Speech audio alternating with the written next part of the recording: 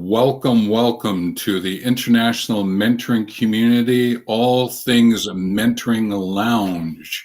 It's a time for Doug and I to share some insights with you. It happens about twice a month, and we've got a really great one today. We went into the creative process and thought we would do something just a little bit different. It sort of links with like what happened with the last one.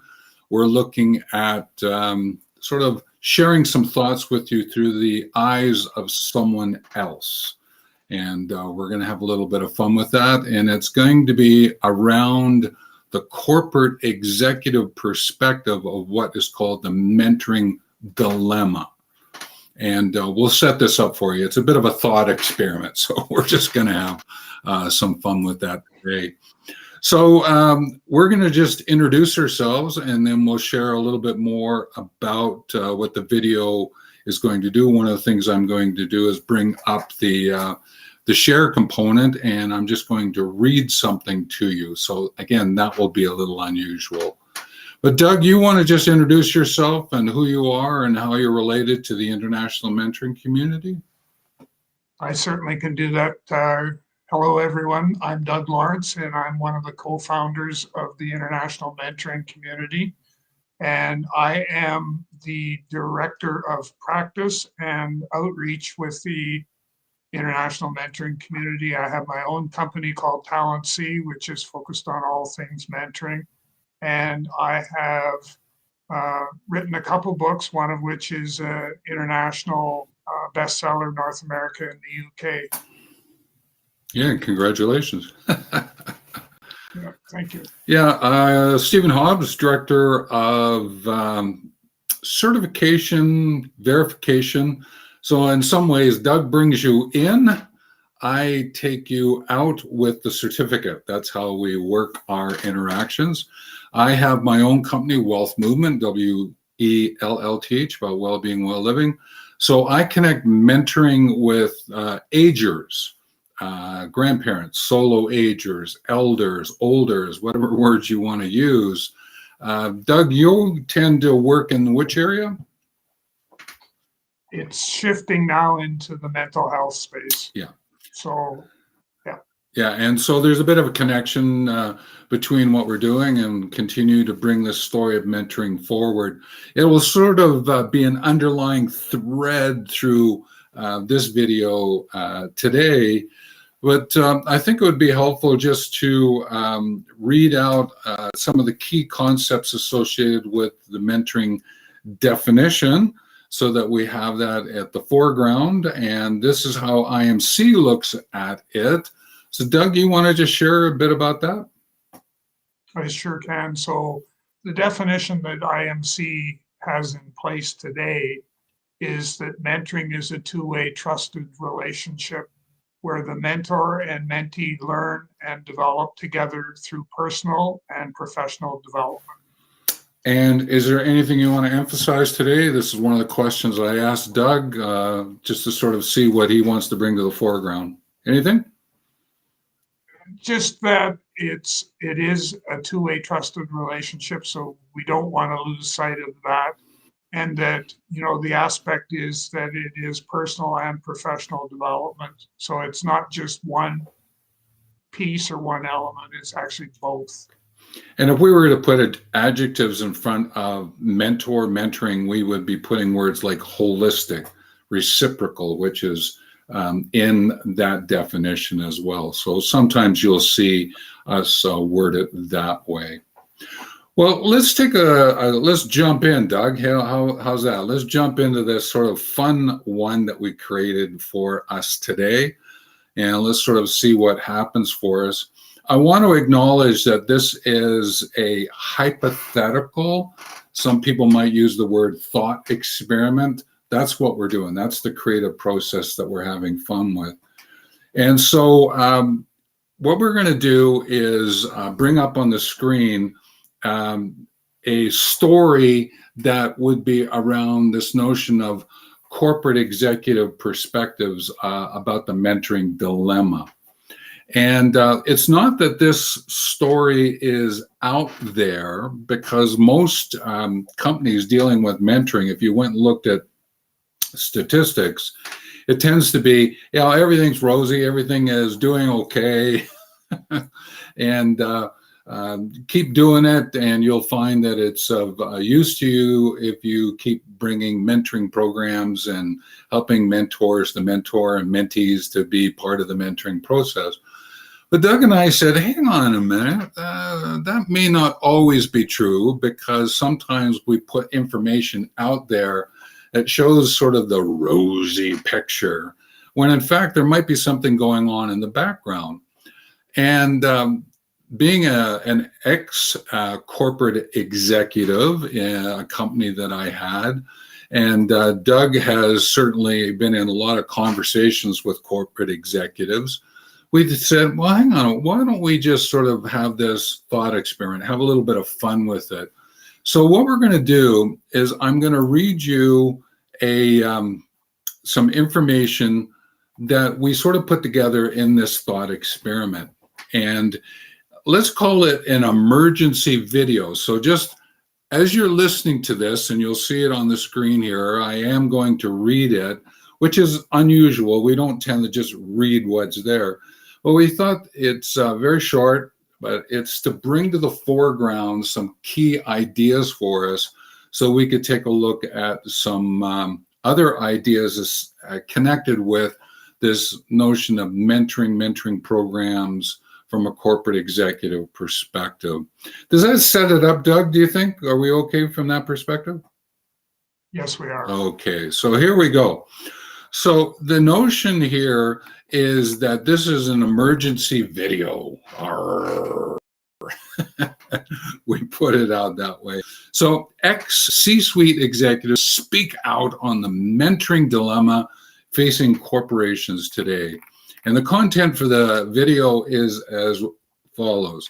It's an emergency video conference. A group of former C-suite executives addressed what they termed the mentoring dilemma that modern corporations face today. With decades of experience steering successful organizations, these high-ranking executives brought forth a pressing concern about the effective mentoring in today's corporate world. And what we're doing here is we're drawing on their corporate experiences. The executives highlighted how mentorship, which was once a cornerstone of corporate culture, is increasingly being sidelined. We thought that was kind of an interesting take on it. They emphasize that the fast-paced business environment often leaves little room for meaningful mentor-mentee relationships, creating a generation of leaders without the guidance of seasoned mentors. There is a story around aging that's popping out in the background underneath this. So this is sort of where some of this came from. Mentoring dilemma, as they termed it, now remember the C-suite executive name, leads to a significant knowledge gap, creating a vacuum of leadership skills and seasoned wisdom. This lack, they argue, could jeopardize not just individual growth, but the organization's long-term success. So the executives underscore the importance of mentorship in shaping future leaders, fostering innovation, and driving organizational growth. They express concerns that without effective mentoring, companies might risk a loss of valuable insights and the potential of making uninformed decisions. So without this mentoring, there is an eroding that is taking place. That's what they're highlighting. So in their call to action, the ex-C-suite executives operations to reevaluate their approach to mentorship, they highlighted the need for structured mentorship programs for transferring knowledge, nurturing of talent, and cultivation of future leaders. The emergency video serves as a reminder that mentorship is not just an optional add-on, but a crucial part of corporate movement. It calls upon today's corporations to mentoring strategies, nurturing a well-rounded, resilient generation of future leaders. Now, there is a notion here of corporate movement. I just wanted to highlight that because I want to make a point that sort of bridges over to some of the ideas that Doug and I want to share. This notion of movement and culture. Mentoring is very much a movement than it is to call it a corporate culture, like a mentoring corporate culture. One of the things that we suggest is a mentoring movement in corporations that supports the culture of organization. It's sort of like the same thing, calling it's a safety culture. No, it's a safety movement in the culture. We wanted to emphasize that point. So is there anything here you want to highlight before we dive into looking at some points here, Doug? The one thing that I would just share is that I'm seeing in some organizations where mentoring and mentorship and all of those elements are part of the strategic planning process, and they actually have been identified as a key objective in the strategic planning process for some organizations. Yeah, and I think really bringing that to the foreground, right, and using mentoring in the strategy that then sort of cascades down into the tactics, into the operational kind of levels. I think that's sort of what we're highlighting. But this hypothetical thought experiment we're doing here is sort of like there's this group of executives who left and they're reflecting and they're going, we got to get back in there and really explain the importance of mentor and mentorship and what does it mean. Because if we don't get that really solidified, get that really as a movement into the corporations, there are going to be some downfalls, some hindrances that are going to come to the foreground. And that's why we thought that we would then just share some ideas about what we're picking up. What are we hearing out there from corporate executives about what is hindering and what is helping? So with that backdrop, what we wanted to do is just share with you 6 ways that with this massive shifts in the workplaces, how mentoring is sort of unfolding. Now, we're not saying good or bad. That's not what we're here to do. What we're doing is just bringing it to the foreground and just reminding you, the dear listener, whether you are a mentor in an organization, mentor who's hired into an organization, whether you're a corporate executive, a manager, leader listening in because you thought, wow, this might be an interesting topic. Welcome, and just keep this in mind as we unfold this for you. Now, ways in which mentoring is unfolding in corporations today. So there is this notion of the virtual mentorship. The use of, well, we're using it here, the Zooms, the Google Meets, the different ways in which we can go online to have conversations, collaborative conversations. So there's notion of this virtual mentorship, which is actually great, is because there are sometimes corporations are spread out over great distances, even internationally, and being able to have virtual mentorship where someone in one continent can talk to another person in another continent where it wouldn't necessarily have happened to the same degree as having video support. This is a really great way to set up these one-to-one sessions so that one can tap into what the other one, the other person is thinking, mentor, mentee. And again, this two-way component that goes with it. So there's a lot of work that's done with this virtual mentorship. And Doug, you do a lot of it this way, don't you? Yes, I do. In fact, I just yesterday or the day before just got matched with a young lady in Kingston, Jamaica that I'm going to be working with for the next little while to provide mentorship to her. And I also do stuff with American corporate partners in the United States, and then with an organization here in Canada called Futurepreneur, and it's all virtual, all of it. Yeah. And I think it's great. And to get them proficient at it is also sort of like one of those, it's almost moving from a secondary primary knowledge and skill that you need to develop for yourself. Another area that we're seeing a lot of conversations about is this notion of intergenerational, cross-generational. There was other terms that were associated with it that we, Doug and I both go, no, we're not using that term anymore. And I'm not even going to say it. So there's a notion of intergenerational, cross-generational. There's a lot of workers, executives, managers, or leaders who are staying.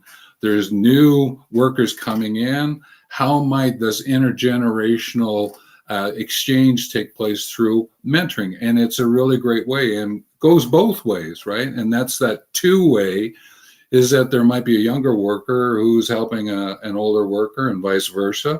And how might we all benefit from that? To be able to learn from each other's experiences and perspectives. I think that's a great word to bring in here. The notion is that each has a perspective, and when you share, it becomes a point of view. And to be able to have conversations about that becomes important. Anything to add there, Doug? Nope. Do you want to take the next one? Because there is a lot of conversation happening around a focus on mental health. Yeah.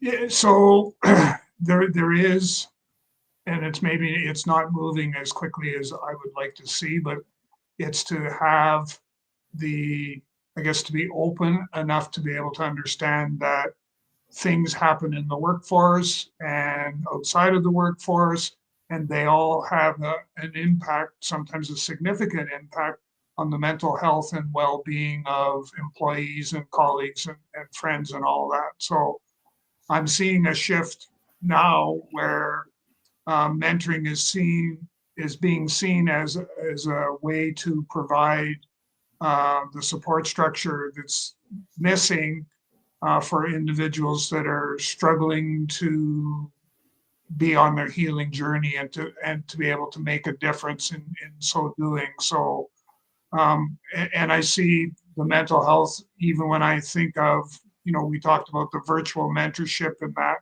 is that in a lot of cases I'm seeing with, say, young entrepreneurs, they are struggling and dealing with mental health challenges. And as mentors, we need to be able to recognize that that is the case, and then to be able to be there to provide the support that they need. So within corporations, those new managers, those new leaders that are coming in, there is the possibility of some mental health there, right? Why don't you take the next one, because it sort of flows with it, or it paddles with it, this notion of career transitioning. And I do get some exposure to that.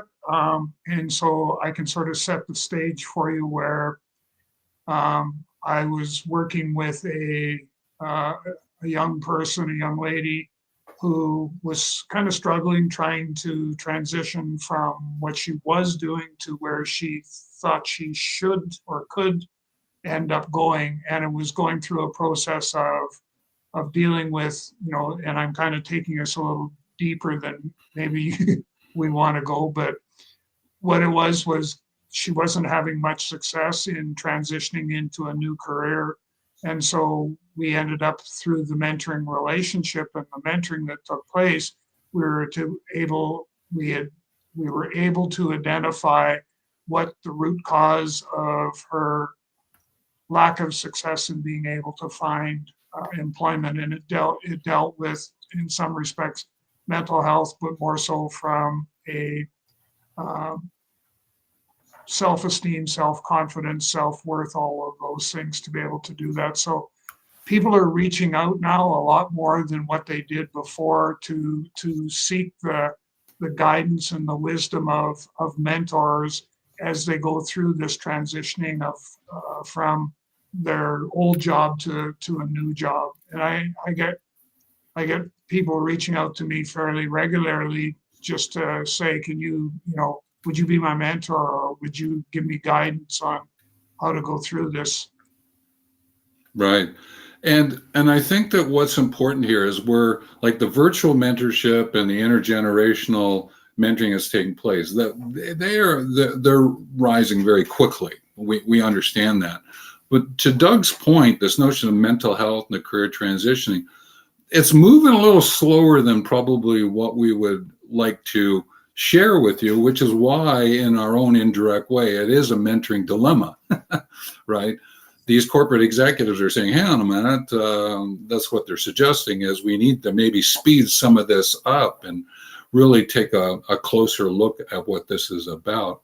Which brings up the next two, which is flexible personalized mentoring and the notion of the gaining of knowledge and skills development.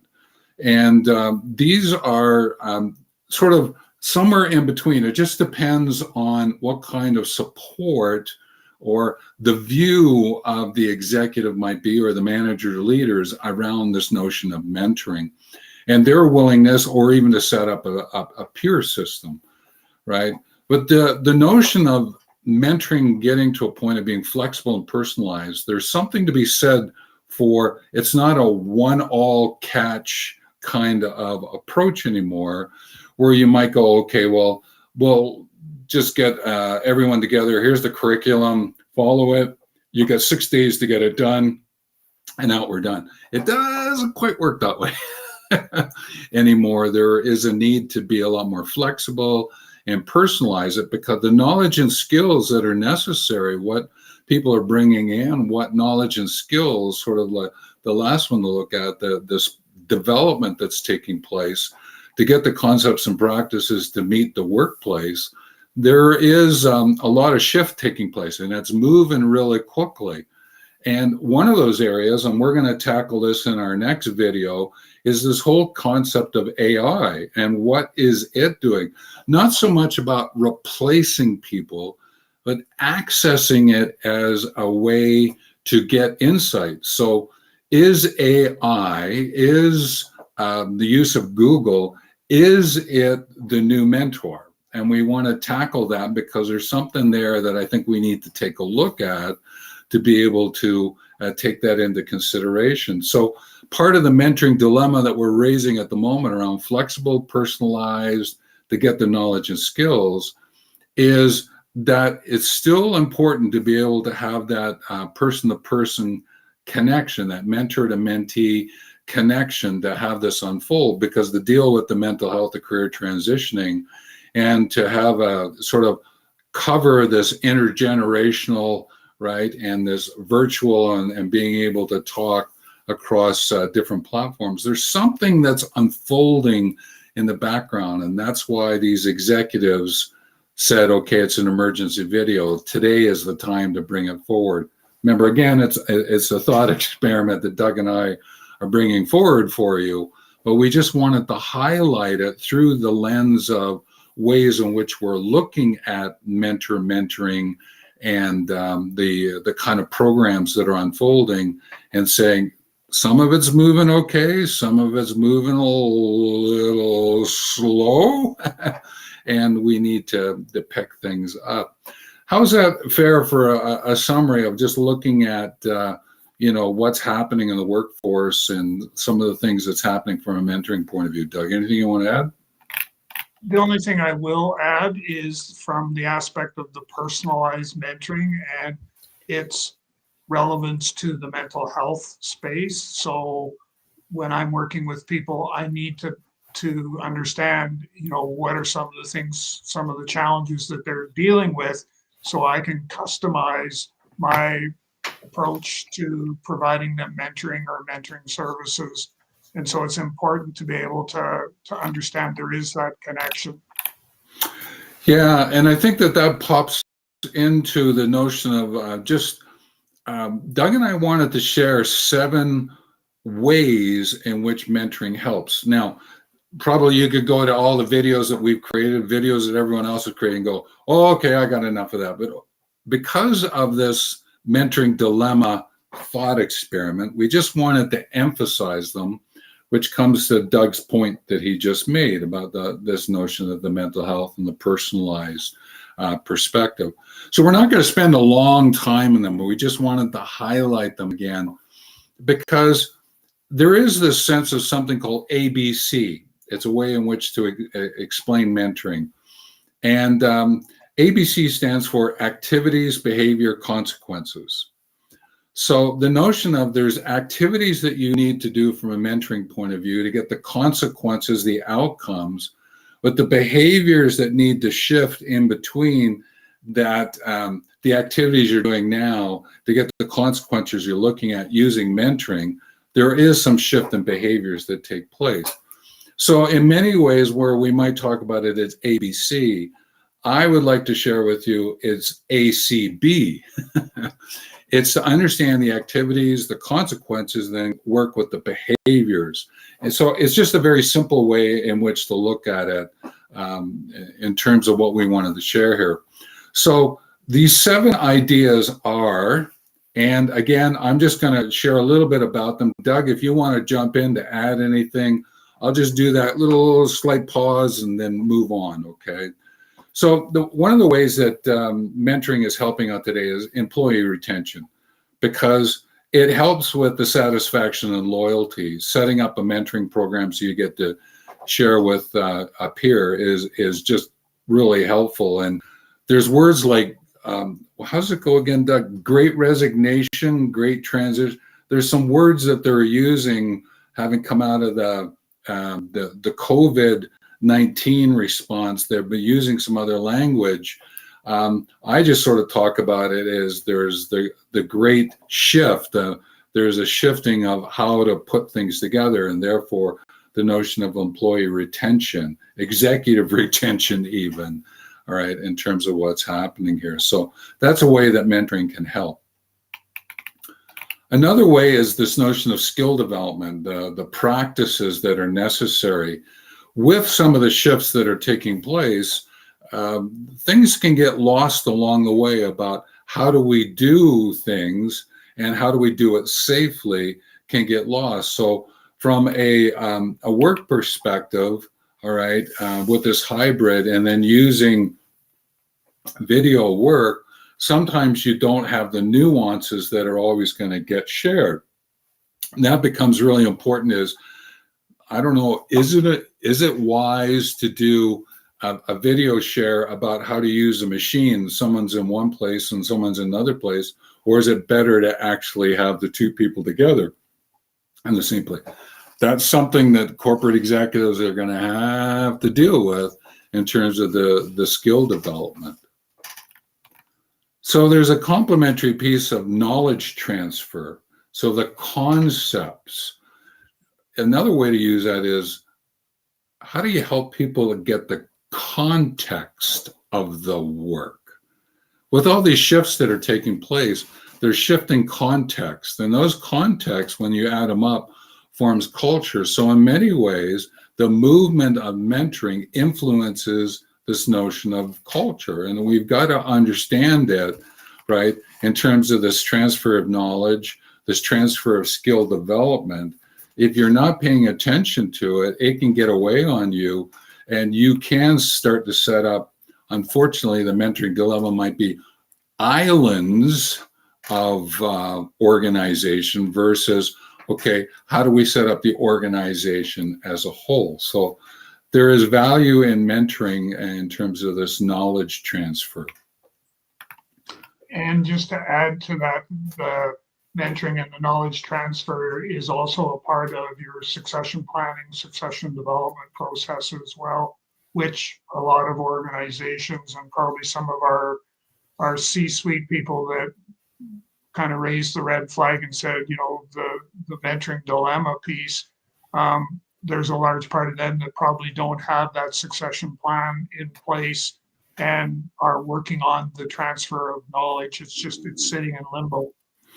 Yeah, and that's unfortunate because sometimes the executives, if they haven't sort of prepared their legacy exit storyline, I'll use that phrasing, sometimes a lot of things can walk out that door, and that's not going to be very helpful to the organization. But I think more people are starting to pay attention to that legacy exit plan, map, however you want to voice it. Another thing that mentoring does is it encourages innovation. It's sort of like when Doug and I said, how can we use the creative process, creativity, innovation, to have a little bit of fun today? And then we went, oh, hang on a minute, but that's what mentoring does, is it's an innovation encouragement. And when you get an opportunity to have it in those conversations, to create even thought experiments in the mentoring approach, like we're doing here, we're encouraging this innovation to take place. So what to do with that knowledge and skill that you have, do some thought experiments. Where would it take you as you move forward? Another area is the whole area of enhancing communication. Communication is about the level of commonness that you share with one another to get into action. And from a collaborative point of view, using collaborative conversations as communication can certainly be enhanced. And mentoring allows that to take place because you don't have to sort of keep your guard up in a sense. Sometimes you might go to a meeting and you feel like your guard is up because you're going, is my idea going to be welcomed or not? But in a mentoring, you don't have that sense of guardedness. It's more open so that you can share and go, I've been thinking about this, rather than sometimes going into a meeting and going, I've been thinking about, and you're going, I think I'll just take that back. Unfortunately, it happens in some organizations. So this is where mentoring can really be very helpful. The other thing that's kind of wonderful is that mentoring has a sense of building the resistance, growing relevance. Because of all of this that we've been sharing with you, is that the mentee and the mentor, in a sense, get a chance to build up in being for the world and growing the sense of being with the planet. It's that they have this notion of, oh, okay, I have this building and growing that's taking place because of the mentoring. And we used to have it, and people used to call it other names, okay, as like the apprentice and the master architect or master crafter, like guilds, we used to call it that way. And we sort of lost a little bit of that.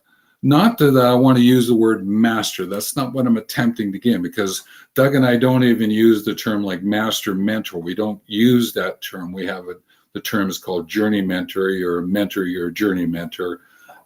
You're there to help out the way that you need to. But this notion of resilience and relevance is the mentoring enhances that, builds, grows it in a way that there is a lot of emotional support that goes with that.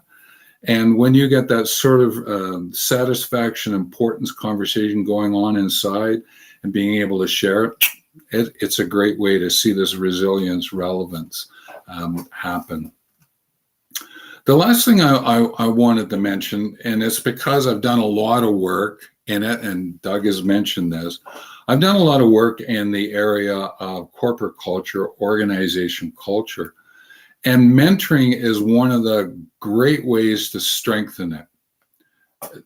Doing all of what we've just shared, right? Understanding the dilemma and what's happening, mentoring as a movement really supports culture, right? For me, organization culture is about the conversations you're having and the artifacts that result from those conversations. And mentoring is right in there, right? Supporting those conversations and therefore supporting the artifacts. And the artifacts can just even be as, okay, packaging, I get that. We're having conversations about the packaging, conversations about the systems we're using, but the conversations about what it means to be here, to be working here, to be serving in an executive role, to be serving as an employee, to be serving as a mentor. This is all really important to the culture. So don't let mentoring slip by. Don't let mentoring enter into this notion of a mentoring dilemma, right? Because it will influence the culture. Anything you want to add to any of this before we start looking at maybe saying, hey, thanks very much and close down? No, you've touched on everything. Okay. Well, again, what we wanted to do was bring forward this notion of this thought experiment, okay? And the thought experiment, just to bring it back up again here, the thought experiment was to really look at this notion of the possibility of a mentoring dilemma. And as executives, are they suggesting that there is a dilemma if we do not do mentoring, or we do not speed up the mentoring programs? Is there a possibility there from a thought experiment point of view? And that's what we wanted to bring up today. And Doug and I thought, you know what? I bet there could be a group of executives, ex-executives, who could get together and share this emergency video if we're given the opportunity. You never know. We might actually find them, and we'll put it together at some point in time and see what it's actually being said. So I think with that, Doug, that's sort of my thoughts in terms of closing as well. And I just want to remind everyone before I get Doug to close out, is that you can certainly subscribe to the channel. You can comment, like, and share. Maybe you're picking this up afterwards. Maybe you're live. I'm not seeing anyone asking any questions at this point in time.